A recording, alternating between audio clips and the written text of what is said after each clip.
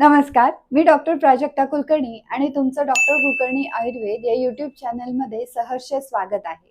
आज आपण तांबूल कसं बनवायचं याचा व्हिडिओ बघणार आहोत किंवा तांबूल सेवनात कसं करायचं आहे याची शास्त्रोक्त माहिती आपण बघणार आहोत. पूर्वापार आपल्या घरामध्ये आपले आजी आजोबा असतील तर ते जेवण झाल्यानंतर विड्याचं पान मस्त असं शांततेत बसून लावून असं छान मनापासून ते खायचे. तर आता काही काळापासनं ही पद्धत थोडीशी बंद झालेली आहे. आपण काही पचण्यास जड असं अन्न खाल्लं तरच आपण तांबूल सेवन करतो. तर असं न राहता रोज तांबूल हे रोजच सेवन करण्याची गोष्ट आहे आणि ती का केली पाहिजे तर तांबूल सेवनाने आपल्या तोंडात असणारा चिकटा किंवा जे काही दोष आपल्या तोंडामध्ये आहेत, लाळेमध्ये आहेत, जे आपल्या अन्नाच्या पचनाला बाधा निर्माण करत आहेत, ते दोष दूर करण्यासाठी तांबूल सेवनाचा उपयोग होतो. त्याच्यामध्ये असलेलं काथ किंवा चुना याच्यामुळे आपल्या तोंडाचं म्हणजेच ओरल हायजीन चांगल्या पद्धतीने राखली जाते. हिरडे मजबूत होतात, दात मजबूत होतात आणि त्याच्यामुळे दीर्घ काळापर्यंत आपले दात मजबूत राहिल्यामुळे अन्न व्यवस्थित चावण्याची जी प्रक्रिया आहे ती व्यवस्थित होते.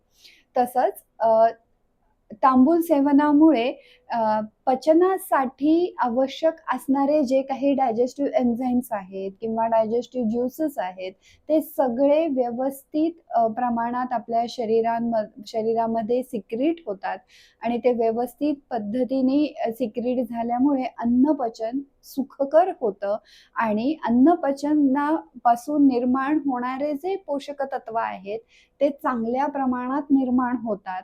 आणि सगळ्यात महत्त्वाचं म्हणजे स्थूल पचन झाल्यानंतर हा जो पोषक तत्वांनी युक्त असा जो आहार रस असतो, तो रक्तामध्ये मिसळला जातो आणि रक्तामार्फत आपल्या संपूर्ण शरीरामध्ये तो पसरवला जातो.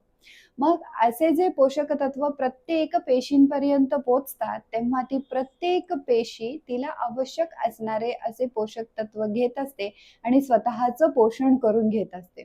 तांबूल सेवनामुळे हे सेल्युलर लेव्हलवरचं जे पचन आहे किंवा डायजेशन आहे, ज्याला सूक्ष्म पचन असं म्हटलं जातं, ते खूप चांगल्या पद्धतीने होतं आणि असं प्रत्येक पेशींना त्यांचे स्वतःचे असे पोषक तत्व मिळाल्यामुळे पर्यायाने आपल्या संपूर्ण शरीराचं पोषण व्यवस्थित होतं आणि ह्याच्यासाठी आपण रोज तांबूल सेवन केलं पाहिजे. सगळ्यात महत्त्वाचं गर्भिणींनी तरी संपूर्ण गर्भावस्थेमध्ये तांबूल सेवन करणं सगळ्यात जास्त महत्त्वाचं आहे. गर्भिणी परिचर्येचा एक भागच आहे असं म्हणायला हरकत नाही. म्हणून प्रत्येक गर्भिणीने संपूर्ण गर्भावस्थेमध्ये सकाळच्या जेवणानंतर 1 चमचा आणि संध्याकाळच्या जेवणानंतर 1 चमचा तांबूल सेवन करायचं आहे.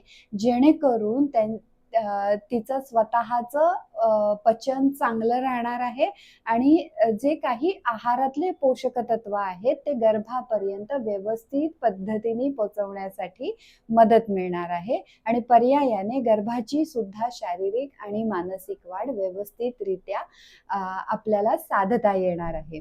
सो ह्या सगळ्या कारणांसाठी आपल्याला रोज तांबूल सेवन करणं गरजेचं आहे. तर आता हे तांबूल कसं बनवायचं हे आपण बघूया. तांबूल बनवण्यासाठी आपल्याला विड्याची पानं हवी आहेत. तर ती आपण स्वच्छ धुवून पुसून घ्यायची आहेत आणि त्याचं देठ आपण काढणार आहोत आणि त्याचं समोरचं टोकही आपण काढून टाकायचं आहे आणि साधारण असे त्याचे तुकडे करून आपण घेऊया. त्याच्यामध्ये थोडी वेलचीचे दाणे आपण घेणार आहोत, थोडा भीमसेनी कापूर, सुकं खोबरं आपल्याला थोडंसं घालायचं आहे, बडीशोप, चुना, काथ, थोडी धना डाळ, सुपारी आणि ज्येष्ठ मधाची पावडर, असं सगळं मिश्रण आता आपण मिक्सरमधून बारीक करणार आहोत आणि पेस्ट आपल्याला त्याची बनवायची नाहीये, पण एक साधारणपणे सरभरीत किंवा भरड स्वरूपात आपल्याला ते ठेवायचंय. एक लक्षात घ्या, याच्यामध्ये आपल्याला अजिबात गुलकंद घालायचा नाहीये, कारण गुलकंद गोड असतो आणि गोड पदार्थ पचनामध्ये बाधा निर्माण करतात आणि म्हणून आपण याच्यामध्ये गुलकंद घालणार नाही आहोत.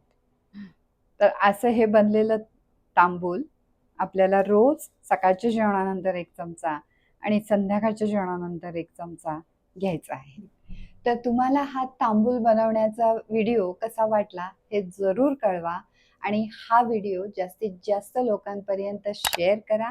चॅनलला सबस्क्राईब करा आणि बेल आयकॉन दाबायला विसरू नका. धन्यवाद.